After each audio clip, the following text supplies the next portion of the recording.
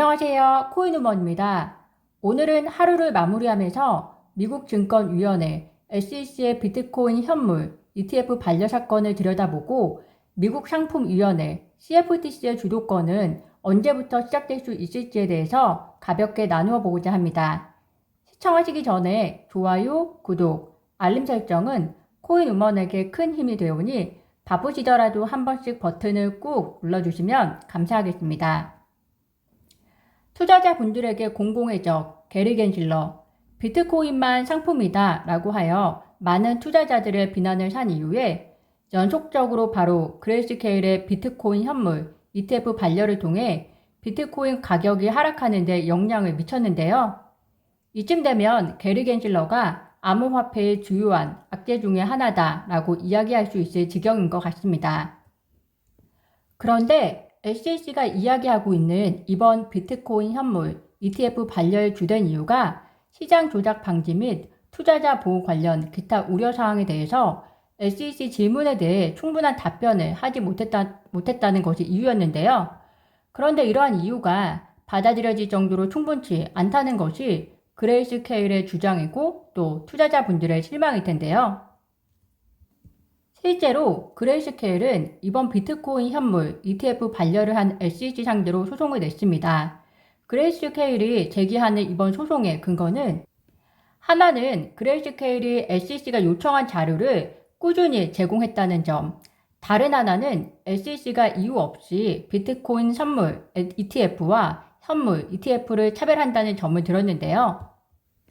첫 번째로 그레이스케일은 SEC가 비트코인 현물 ETF를 검토하는 동안 총 1만 1,400건 이상의 자료를 제출했다고 하는데요. 그레이스케일은 240일이라는 기간 동안 그렇게 많은 자료를 제출한 것은 우리가 처음이라고 강조했습니다. 두 번째로 SEC는 1933년 증권법에 기반한 투코리언 비트코인 선물 ETF를 승인했으면서 비트코인 현물 ETF는 1933년 증권법을 준수했다고 승인을 반려한다는 것은 SEC의 일관성이 부족하다라고 주장하고 있는데요. 이 두 가지 이유가 그레이스케일의 이번 소송의 근거인데 소송의 결과는 최소 12개월이 걸린다고 하니 2023년 하반기는 지나야 이 소송의 결과를 볼 수 있을 것 같습니다.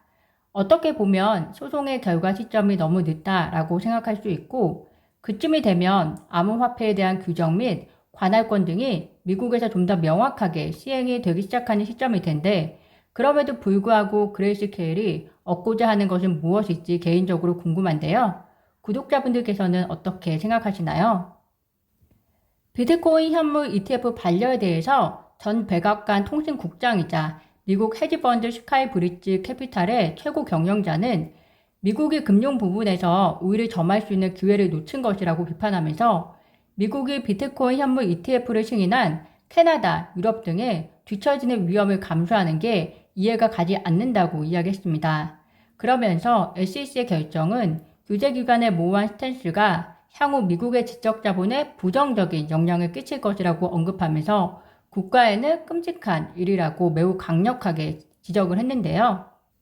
특히 존 디튼 변호사의 경우 SEC의 반려 행태를 보고 비트코인 현물 ETF를 승인한 유럽은 투자자 보호를 하지 않는 것이냐고 트윗을 통해 비판을 했고요. 더불어 게리 겐실러의 과도하게 도를 넘는 행위들에 대한 내년 청문회를 기대한다고도 하였습니다. 더불어 미국 상품거래위원회 CFTC 한 의원이 스테이블 코인에 대해 접근하는 규제기관의 행태에 대해서 비판을 한 내용이 인상이 깊었는데요.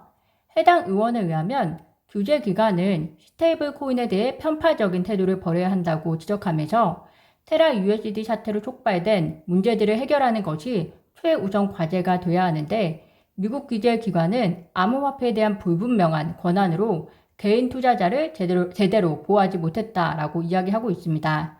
그러면서 다양한 규제기관 간 공개적인 논의가 불확실성을 해결하는 열쇠라며 CFTC와 SEC의 라운드 테이블이 의미가 있을 것이라고 이야기를 했는데요.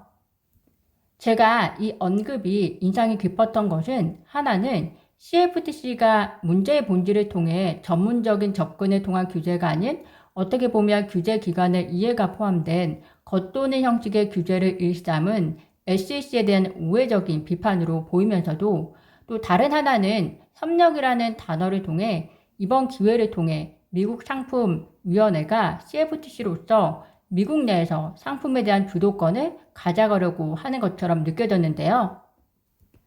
로스틴 베넘 CFTC 위원장은 실제로 암호화폐 시장 중 약 60%는 상품이라고 생각한다면서 CFTC가 암호화폐의 주요 경찰관이 되어야 한다고 강조해 왔는데요. 그러나 SEC가 그동안은 주도적으로 암호화폐를 규제해 왔다고도 이야기하고 있습니다. 이번 기회에 상품에 대한 정의와 이와 관련 규제에 대해서 CFTC가 주도권을 확실히 잡을 수 있을지 지켜보는 것이 필요할 것 같은데요. 리플 투자자로서 게리 겐실러의 최근 행보가 더없이 안타깝게 느껴지는 상황입니다. 강력한 정보기관이라는 탈을 쓰고 리스크는 최소화하면서 권력은 빼앗기고 싶지 않은 모습, 그리고 전문성이 떨어진 분야에 대한 독자적인 행태, 분명 변화가 필요할 것으로 느껴지는데요. 개인적으로는 미국 내에서 SEC의 권한을 어디까지인지에 대해서 이번 기회에 확실히 하는 것이 미국이 발전할 수 있는 계기가 되지 않을까 생각이 듭니다.